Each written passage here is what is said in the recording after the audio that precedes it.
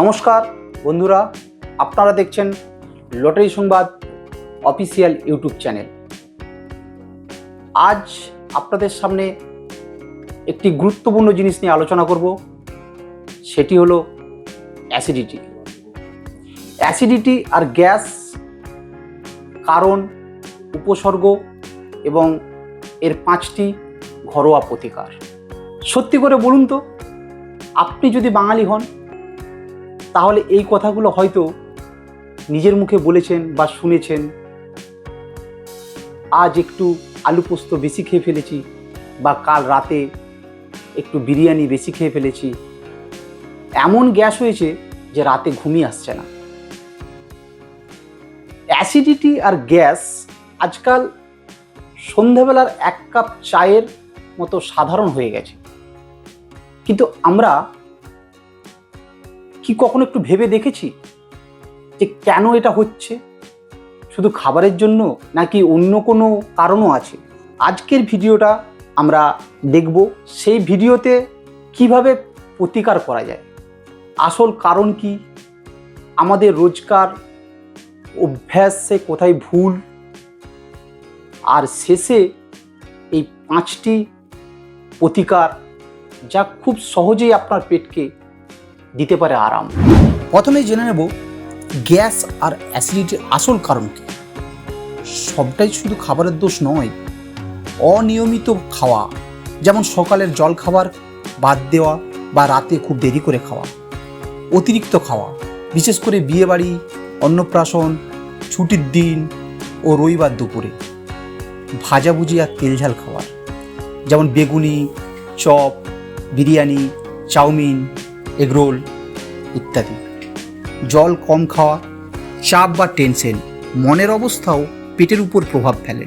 অনেক সময় কিন্তু সমস্যা খাবারের মধ্যে নয়, কখন খাচ্ছেন আর কখন দ্রুত খাচ্ছেন সেটাতে।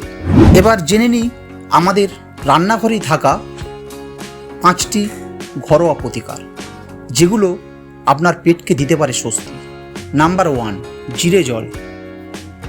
1 চা চামচ জিরে জল ফুটিয়ে ঠান্ডা করে খাওয়ার পরে খান। জিরা গ্যাস কমায়, হজমে সাহায্য করে। নাম্বার 2, মৌরি। খাওয়ার পরে কিছু মৌরি চিবিয়ে খেলে পেট ঠান্ডা থাকে, হজমও ভালো হয়। নাম্বার 3, আদা বা মধু মিশ্রণ। 1 চা চামচ আদা রসের সাথে আধ চামচ মধু মিশিয়ে খাবার খেলে অ্যাসিড কমে, পাকস্থলী আরাম পায়। নাম্বার 4, ঠান্ডা দুধ বা টক দই। যদি আপনি দুধ সহ্য করতে পারেন তাহলে কয়েক চুমুক ঠান্ডা দুধ বা 1 চামচ ঘরের টক দই অ্যাসিড রিলিফে কার্যকর। নাম্বার 5, জোয়ান ও বিট লবণ। 1 চা চামচ জোয়ান প্লাস 1 চিমটি বিট লবণ চিবিয়ে খেতে পারেন বা গরম জলে মিশিয়ে খেতে পারেন। এটি পেটের গ্যাস, অস্বস্তি দ্রুত কমায়। এছাড়াও কিছু কিছু ছোট টিপস জেনে নিন, যা মেনে চললে অ্যাসিডিটির সমস্যা অনেক কমে যেতে পারে। যেমন, খাবারের পরে সঙ্গে সঙ্গে শুয়ে যাবেন না। দিনে অন্তত একবার হালকা হাঁটাচলা করুন, বিশেষ করে রাতের খাবারের পরে। খাবারের সময় অতিরিক্ত জল খাবেন না, খাওয়ার আগে বা পরে খান।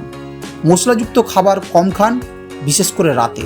তাই বাড়িতে যখন বলবে কেউ যে পেটটা জ্বালা পোড়া করছে বা ভীষণ গ্যাস হয়েছে, তাদেরকে এই সহজ উপায়গুলো মনে করিয়ে দিন। ভিডিওটি যদি আপনার উপকারে আসে তাহলে চ্যানেলটিতে একটি লাইক দিন, শেয়ার করুন এবং সাবস্ক্রাইব করুন। এমন আরও ঘরোয়া ও স্বাস্থ্যকেন্দ্রিক ভিডিও জানার জন্য পেট হালকা রাখুন, মন ভালো রাখুন। ধন্যবাদ।